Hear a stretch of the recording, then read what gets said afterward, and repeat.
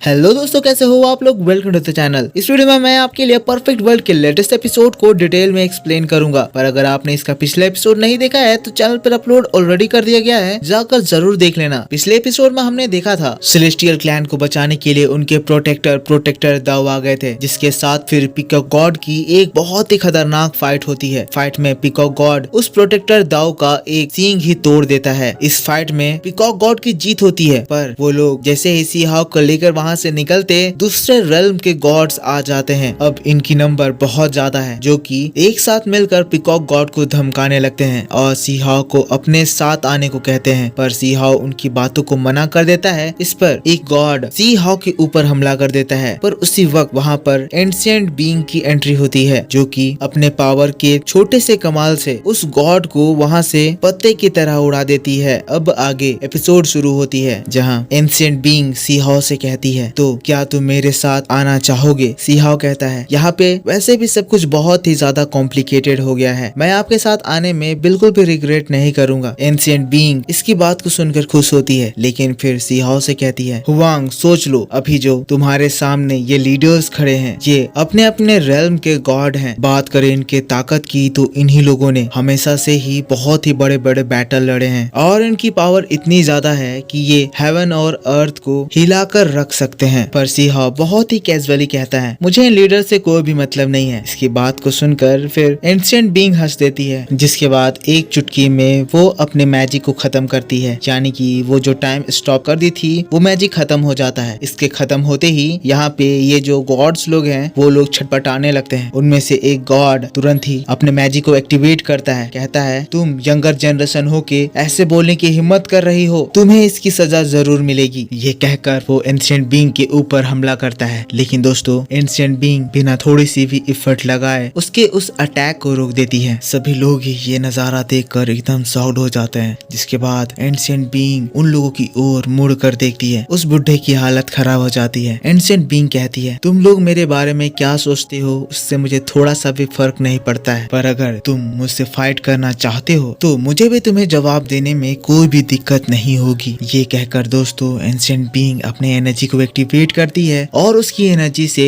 एक black hole के shape में एक एनर्जी फॉर्म हो जाता है। इसकी पावर बहुत ही ज्यादा खतरनाक थी, जिसको देखकर सभी लोग बहुत ही ज्यादा शॉक्ड हो जाते हैं। लेकिन उसके बाद एंशिएंट बीइंग उस अटैक को उन गॉड्स की ओर थ्रो करती है। इसको देखकर फिर वो गॉड अपने अटैक अपने गोल्डन फेदर को तुरंत ही एक्टिवेट करता है। इसके बाद वो चीज एंशिएंट बीइंग की ओर हमला करती है, पर एंशिएंट बीइंग का वो ब्लैक होल उसके सारे उन अटैक्स को अपने में समा जाता है। ये गॉड अपने सारे दाव पेच लगा देता है, पूरी कोशिश करता है कि वो एंशिएंट बीइंग के उस ब्लैक होल को डिस्ट्रॉय कर दे, पर उसके कोई भी अटैक कोई भी काम नहीं आते हैं। जिसके बाद वो ब्लैक होल ब्लास्ट करता है और ये ब्लास्ट उस गॉड को बहुत ही दूर धकेल देता है। इसका इफेक्ट इतना ज्यादा स्ट्रॉन्ग था कि वो गॉड खून की उल्टी करने लगता है। उसकी सारी स्ट्रेंथ एक ही बार में खत्म हो जाती है। टोटली इस जगह पर एंशिएंट बीइंग की जीत हो गई है, जिसको देखकर सभी लोग बहुत ही ज्यादा हैरान है। मिस्टर कॉन्ग ये चीज देखकर एकदम खुश हो गए हैं, कह रहे हैं, एल्डर सिस्टर आप तो एकदम कमाल हो, आप तो इनविंसिबल हो, आप तो स्टोरी की फेरी जैसी ताकतवर हो। पर एंशिएंट बीइंग उसकी बातों को इग्नोर करती है, सी हॉक के पास जाती है, सी हॉक को हाथ देती है और उसे पकड़ कर उठा देती है। साथ साथ वो सी हॉक के अंदर अपनी एनर्जी भी डालती है, जिसकी वजह से सी हॉक की बॉडी इंस्टेंटली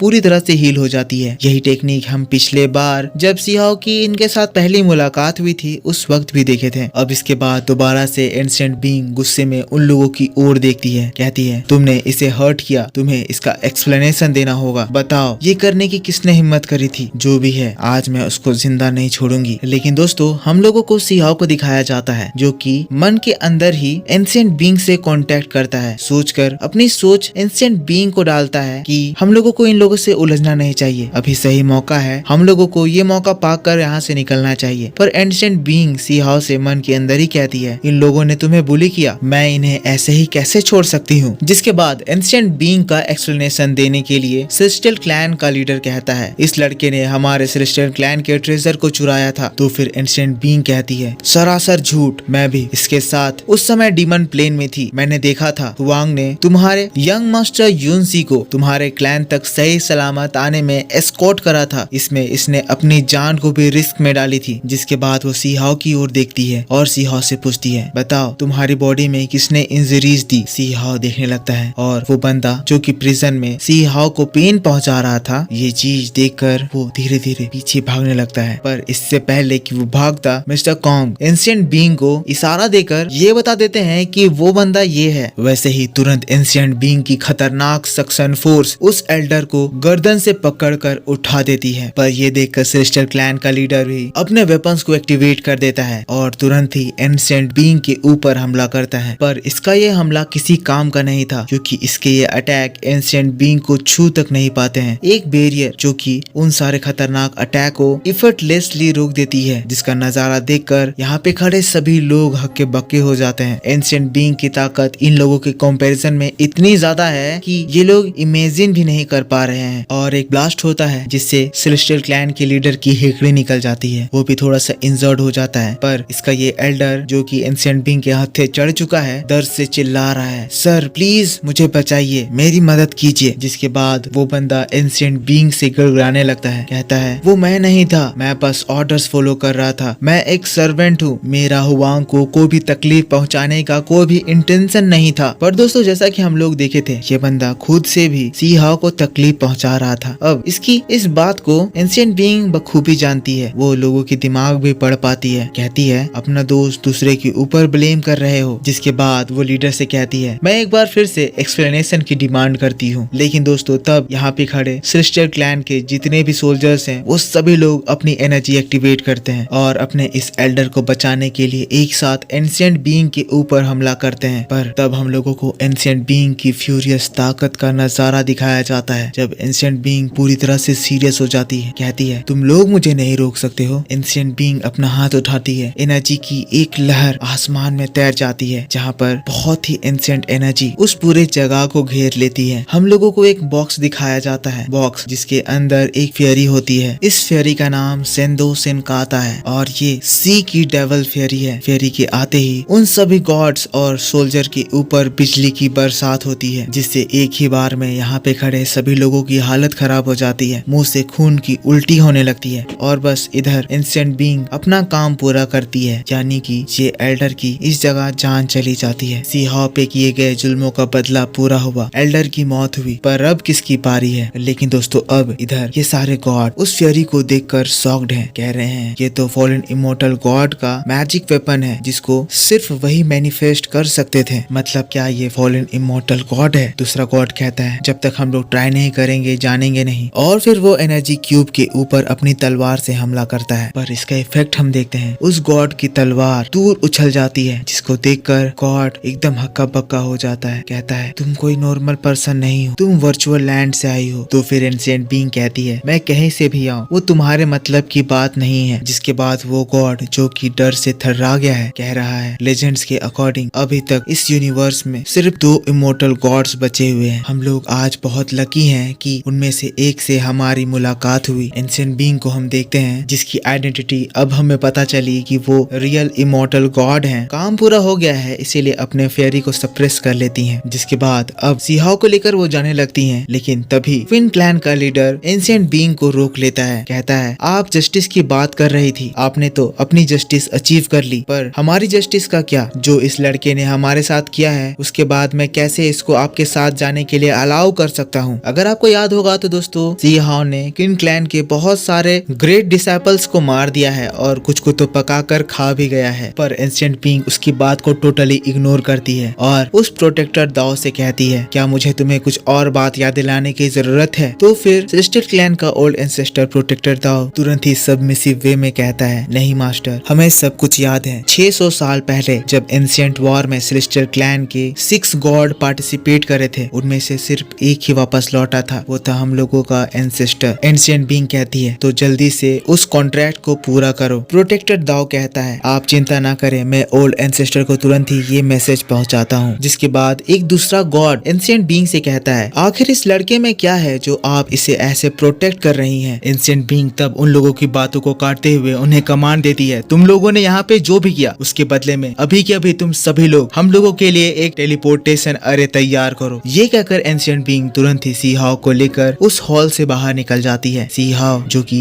पैलेस की ओर मुड़कर देख रहा है। पीछे हम देखते हैं यूनसी खड़ी है, जो कि सी हाओ को पीछे से देख रही है, कह रही है तुम तुमने मेरी इतनी ज्यादा मदद करी, उतनी दूर से मुझे यहाँ तक सही सलामत आने में एस्कॉर्ट करा, पर इसके बदले में तुम्हें क्या मिला? इतना ज्यादा पेन। मैं तो तुम्हें आखिरी गुड बाय करने की भी लायक नहीं हूँ। जिसके बाद सी हाउ एंशिएंट बीइंग के साथ ट्रांसपोर्टेशन एरे के पास पहुंच जाता है। सी हाउ एंशिएंट बीइंग को हाथ जोड़कर थैंक्स कहता है, तो फिर एंशिएंट बीइंग बड़े प्यार से उसको वेलकम करती है और कहती है याद रखना दोबारा से इस तरह की मुसीबत में मर पड़ जाना। लेकिन उसके बाद उसे वो एक तलिस्मान भी देती है। ये बाउंड्री ब्रेकिंग तलिस्मान है। कहती है टेलीपोर्टेशन अरे यूज करने के बाद तुरंत ही इस बाउंड्री ब्रेकिंग तलिस्मान को यूज करना, वरना तुम मुसीबत में पड़ जाओगे। ये कहकर एंशिएंट बीइंग मिस्टर कॉन्ग और पीकॉक गॉड के साथ गायब हो जाती है। सी हाउ भी ट्रांसपोर्टेशन अरे में चला जाता है और एपिसोड यहीं पे खत्म हो जाती है। सो दोस्तों बस इस वीडियो में इतना ही। आई होप आपको ये वीडियो जरूर पसंद आया होगा। अगर पसंद आया तो इसको एक लाइक करना। मैं आपके लिए डबल रूल का भी वीडियो बना रहा हूँ और परफेक्ट वर्ल्ड का ट्रेलर एक्सप्लेनेशन भी बहुत जल्द आएगा, तो वो देखने के लिए आपको इस वीडियो के ऊपर एक लाइक करना है, एक अच्छा सा कमेंट करना है और अगर इस चैनल को सब्सक्राइब नहीं कर रखा है तो सब्सक्राइब कर देना है। मैं आपसे मिलूंगा इसके नेक्स्ट वीडियो को लेकर। तब तक के लिए take care, bye bye, thanks for watching.